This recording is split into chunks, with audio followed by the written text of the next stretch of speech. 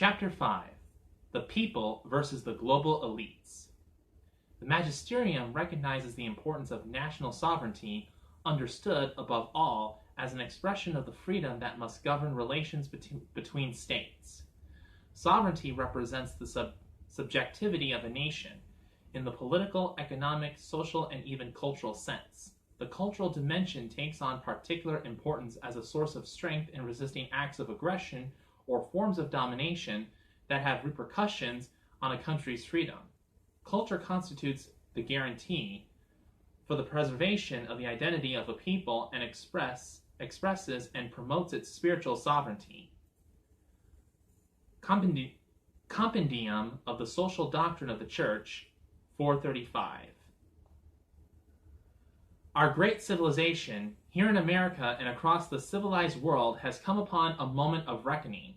We've seen it in the United Kingdom, where they voted to liberate themselves from global government and global trade deals, and global immigration deals that have destroyed their sovereignty and have destroyed many of those nations. But the central base of world political power is right here in America, and it is our corrupt political establishment that is the greatest power behind the efforts at radical globalization and the disenfranchisement of working people. For their financial resources are virtually unlimited, their political resources are unlimited, their media resources are unmatched, and most importantly, the depth of their immorality is absolutely unlimited. The only thing that can stop this corrupt machine is you. The only force strong enough to save our country is us. The only people brave enough to vote out this corrupt establishment is you, the American people. We are going to have a policy. America first. In addition to those many members of the mainstream media who loathe him, Donald Trump has made enemies aplenty, chief among them the global elite. For he has inspired, or if not inspired, then through his victory and his speeches given tremendous hope and encouragement to other populist movements around the world. Consider England and Brexit, the historic vote taken by the British people to leave the EU. That referendum, the result of which was to leave, was taken in 2016. Nearly 4 years later, they are finally achieving that for which they voted. This is not the first instance of the political global elite who profess democratic values attempting to overrule, wait out, or otherwise ignore the will of the people. Their claim to be the great advocates for and protectors of democracy is given the lie always and everywhere when a vote does not go their way. How soon after Trump was elected did the resistance begin? And how about their exportation of democracy around the world through the various regime change train wrecks? Given their track record, it seems to us that the so-called global elite are either evil or incompetent, perhaps both. Their achievements have usually included a new situation in the unlucky countries they go to help in, which crony capitalism and corruption are the hallmarks of the governments and economic systems they install, for the people who survive their liberation, at least.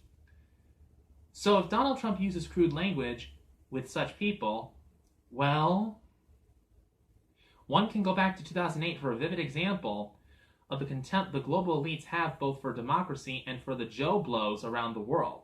In that year, the Irish people were presented with a referendum on entry into the EU called the Treaty of Lisbon, which they voted against. Brendan O'Neill, in an opinion piece in The Guardian, wrote, "Imagine if, following the election of Barack Obama by 52.9% of American voters, the Republican Party, which got just 45.7% of votes, demanded another election. Imagine if the Republicans described Obama's victory as a triumph of ignorance, brought about by an unspeakable and ignorant mass of people who should have been swatted away by the forces of the establishment, and insisted on holding a second election so that, this time, the voters could get it right.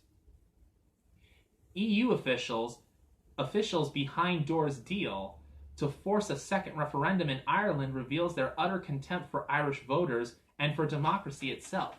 It is a historic sucker punch against the sovereignty of the people. The selfsame paragraph could be written about the establishment's reaction to Trump's electoral victory in 2016. The non-coastal elites had spoken, and the establishment, not liking what they heard, set about to undermine his presidency and then to bring him down. Oh, what lovers of our democracy, as they so cloyingly call it, they are. Wherever the global elites are challenged throughout the world, they always characterize the regular folks in terms similar to those used in O'Neill's article quoted above. Globalism, in practice, the rule of a base self-appointed, anointed aristocracy, is a global problem. And happily, in the wake of Trump's victory, anti-globalist parties and politicians have made great strides in returning power to their respective peoples. America first, that is, love of country, home, hearth, and neighbor, has its echoes across the pond in countries such as Poland, Hungary, Slovakia, Austria, and elsewhere. In England, Brexit finally found its champion on Downing Street in Boris Johnson. It has long had one in the trenches and in the European Parliament in Nigel Farage. In Italy, Matteo Salvini is once again becoming the chief political power. In Hungary, Viktor Orban is a worthy foil for that arch-villain of globalism, George Soros. Of course, everywhere the populist movement is making progress, that is, the people are asserting themselves over against their political masters, they are slandered by the international fake news media as racist, phobes of various prefixes, white nationalist, alt-right, and more.